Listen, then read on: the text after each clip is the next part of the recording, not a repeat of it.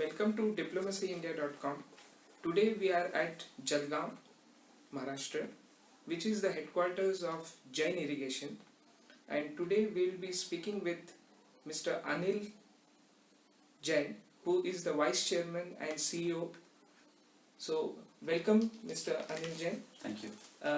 Mr. Anil Jain is the second sibling of late Shri Bhavarlal Jain, who was the founder who started the journey way back in 1963. So, welcome to diplomacyindia.com.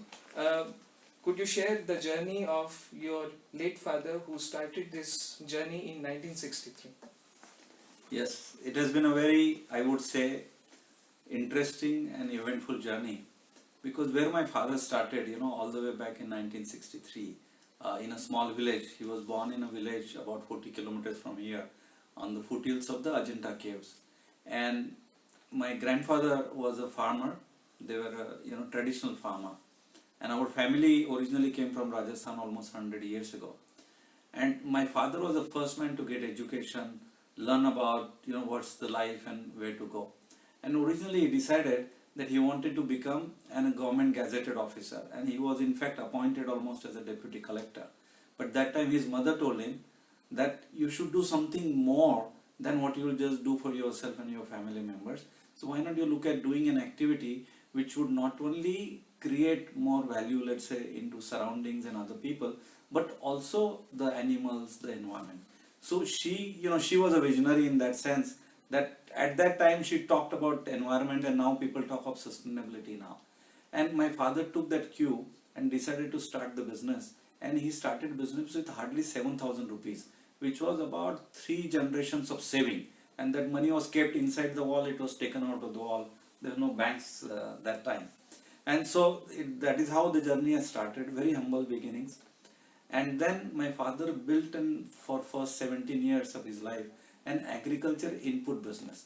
He was a trading house, an agency house, and he sold tractors, motorcycles, fertilizers, pesticides, seeds, all the things which farmer in rural India would need, also including pipes. And he became well known. He was one of the largest dealers of Zuari agrochemicals and such things. And everywhere he followed the method and mantra of working very hard.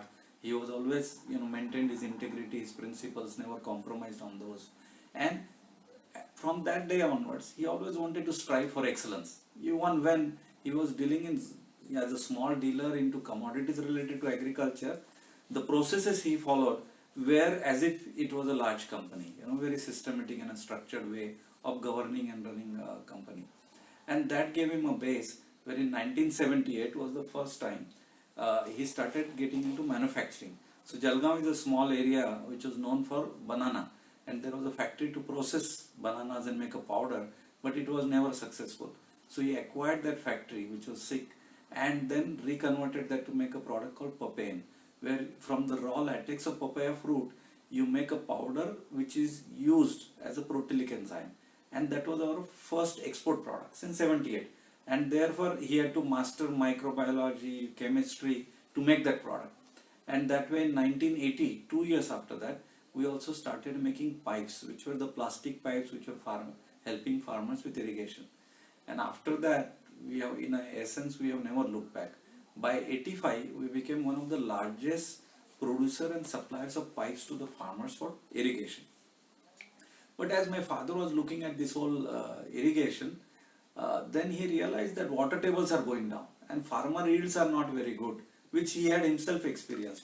And so he was looking for new technologies, and that is when the whole thought process about drip irrigation came about. And again, he always wanted to have the best, so he had gone to US, and that is where he got the technology. And in the initial period, it was a little bit of a laughing matter for a lot of people to say, where can be the technology to transport water? I mean, we do it every day, we have been doing it for thousands of years. What is this technology about? In fact, DGTD, which was that time used to decide whether you get license or not, asked those questions to my father, and but he answered them, he convinced them, and we could get the technology. And that is how the whole current journey of Jain Irrigation as a company is known started. And we set that up company, we listed that company, And as they say, rest is history, because since then, from those days of 7,000 rupees, today this is a 7,000 crore rupees company in terms of its revenue. So it has been a long journey. It became possible only because of, I would say, my father's principles, his worldview, and his commitment, love and passion for the farming community in India. Thank you, Mr. Jain. We have just finished with the first segment, and we will be right back. Welcome back, viewers. In the third segment, we'll be focusing on Jain Irrigation's international foray. So, Mr. Jain, if you could enlighten us about your presence all around the world and what kind of products are being even sold in other countries. As we were building the business, and we always thought that you cannot be the best even in your country unless you are best in the world.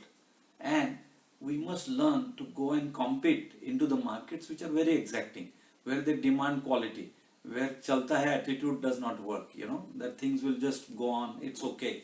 You need very specialized technology, knowledge base, quality, excellence.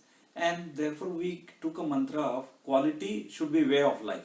Quality is not just a product. Everything you do must be of a certain quality and of a nature. And you must build a global level of excellence. And that is how today, if you look at our drip irrigation business, our product gets sold almost in 120 countries in the world. It is across the spectrum, across the world. And our food processing business, again, is about in 50 to 60 countries we sell the product. If you look at our pipes and plastic sheets, it's almost about 20 to 30 countries. We have got, I think, more than 150 awards for being one of the best exporters into every single industry we are in out of India. But merely being an exporter, does that make you global? Merely being selling into international market, does that make you global? My answer is no. To be really a global company, you need to have a mindset which is different. You need a global mindset where all markets are same for you, and you are global in thinking but local in your activity and your action. And that is what we have imbibed. Today, what we did to be able to do that effectively, over last decade or so, we have acquired companies outside India. In fact, today, as a company, we have 30 manufacturing plants, but 18 of those manufacturing plants are outside India and only 12 are in India. And today, as a company, almost out of, let's say, this year's revenue of 7,000 crores, 45% of my revenue will be outside India and 55% would be within India. So we are really global in nature. We have more than 1200 employees outside India from 25 different nationalities. And again, mind you, out of those 1200 people, only 6 people are from India. Rest of them, all people are from the local nationality. So we have learned to operate around the world. And our concept is that the technologies which we are bringing to the solutions we are bringing not only can address a 1 acre farmer in India or Africa or any other country, but it can also bring solutions to 100,000 acre farmer in US, Russia or Canada for that matter. And we are also investing, and we have invested in the latest what is called AgTech, agriculture technologies, where you use sensors, wireless sensors and telemetry to learn from the plant what they need and learn from the soil what they need and automatically provide what is required. It is really a high level of technology where you're using satellites, the drones, and a soilless data. We have now gone even beyond. We are talking of hydroponics and aeroponics, where you grow potatoes in the air. There is no soil.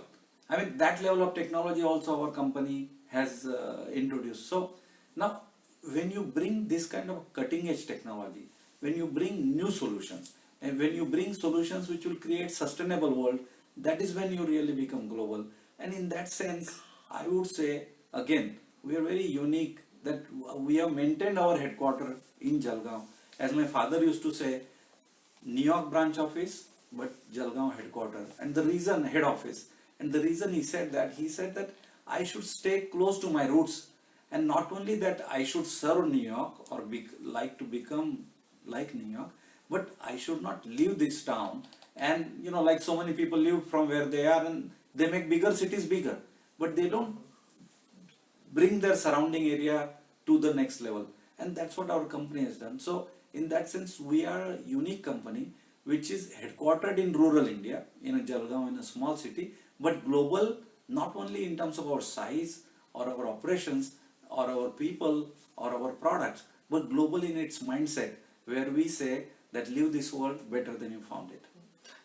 Mr. Jain, on an ending note, I must thank you for inviting us here, and we had a live demonstration of whatever you told us in the interview. And lastly, I was told today that there was a dress code, so the shirt I am wearing is being manufactured at your company. And thank you very much for giving interview to diplomacyindia.com. This is Amay Sathe at Jalgaon at the headquarters of Jain Irrigation. Thank you.